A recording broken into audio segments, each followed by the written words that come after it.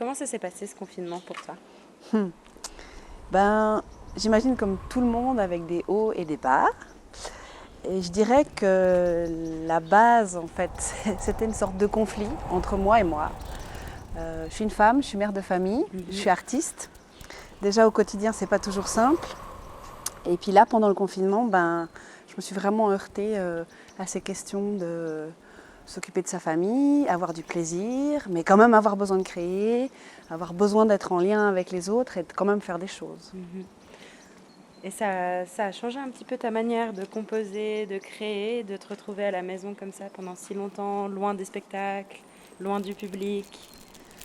Ce qui est extrêmement violent, c'est le fait de ne pas pouvoir être en lien direct, vrai, avec les gens.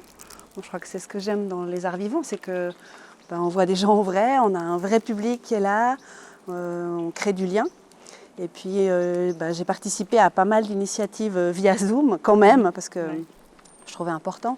Notamment, j'ai participé à la création d'un collectif d'artistes qui a réfléchi aux questions de statut d'artiste, aux questions de précarité. Mais c'était pas facile de ne pas se voir en vrai et de faire ça à travers Zoom.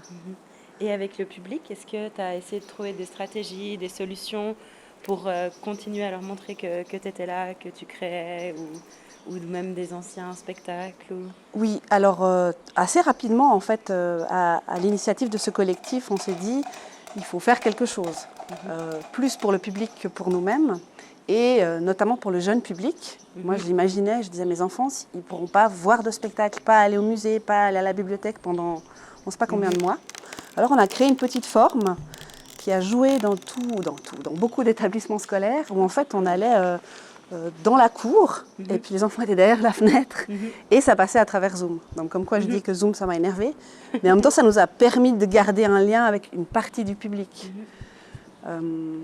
C'était assez bizarre, j'avais un peu l'impression d'être dans un truc de science-fiction, de voir ces petites têtes comme ça collées à la fenêtre, et de ne pas pouvoir justement être vraiment en lien direct.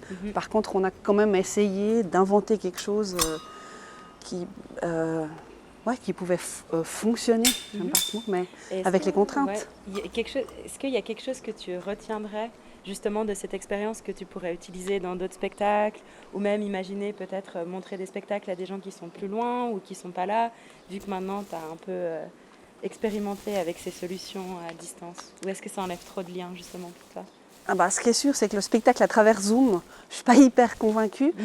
En même temps, on sait qu'on n'en a pas forcément fini avec ce virus, qu'on n'en a pas forcément fini avec des contraintes de distanciation et de comment on va devoir créer, comment on va devoir gérer le public.